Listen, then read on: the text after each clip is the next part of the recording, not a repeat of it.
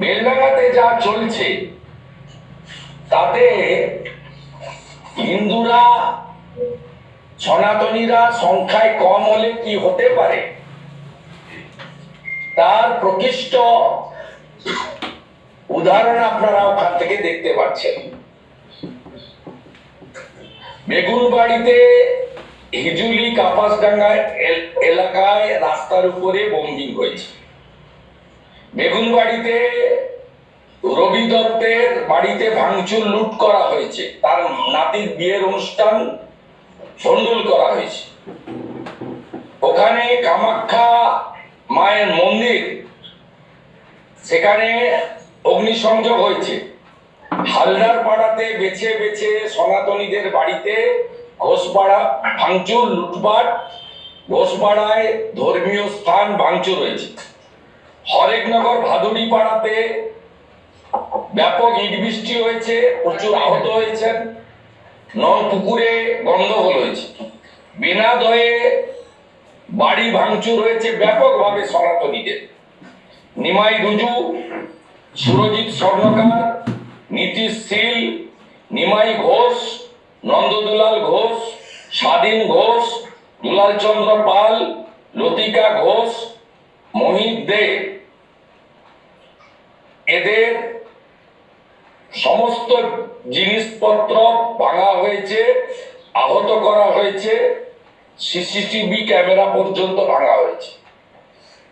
এইরকম অসংখ্য উদাহরণ হরেকনগর ভাদুড়ি পাড়া, মাড্ডা গ্রামে হনুমানজিউ, গণেশজিউর আস্থার জায়গা ভাঙচুর করে ধূলিসাৎ করা হয়েছে। ভারত সেবাশ্রম সংঘের মাড্ডা শাখাতে ইট বর্ষণ করা হয়েছে। বেলডাঙ্গা পুরসভার 11 নম্বর ওয়ার্ডের কাহার পাড়াতে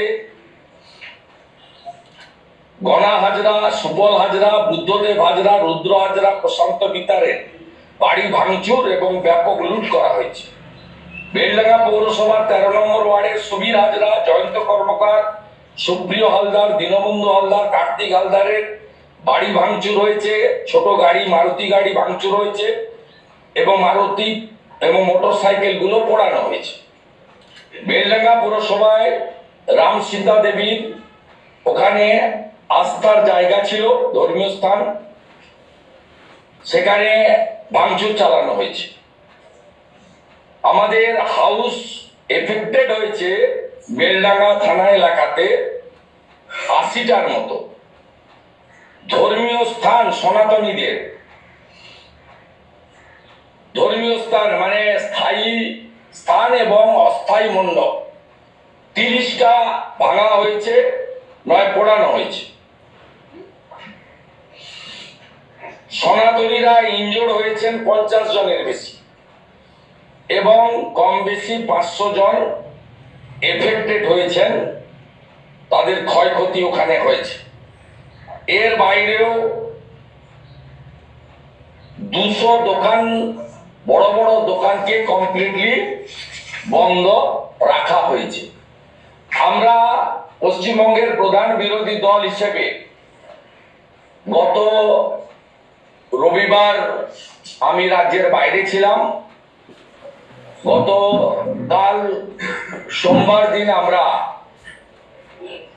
মাননীয় ডিজিপি রাজীব কুমারকে মেল করে বিরোধী দলনেতা অথবা যে কোনো একজন বিজেপির এমএলএ কে 163 ধারা মেনে এলাকায় ক্ষতিগ্রস্ত মানুষের পাশে দাঁড়ানো, আহতদেরকে উদ্ধার করে চিকিৎসার ব্যবস্থা করা, ভারতীয় ন্যায় সংহিতা অনুযায়ী তাদের আইনি সাহায্য দান করার জন্য, যেহেতু ইন্টারনেট বন্ধ, মেল করে থানায় অভিযোগ করা যাচ্ছে না, ফিজিক্যালি কেউ থানায় আসতে পারছে না, আমরা এই চিঠি পাঠিয়েছিলাম কালকে। গতকাল 18 নভেম্বর লিডার অব অপোজিশনের অফিস থেকে আমার পিএ পাঠিয়েছিলেন, LOP or any one opposition MLA belonging to BJP allow করা হোক 163 মেনে।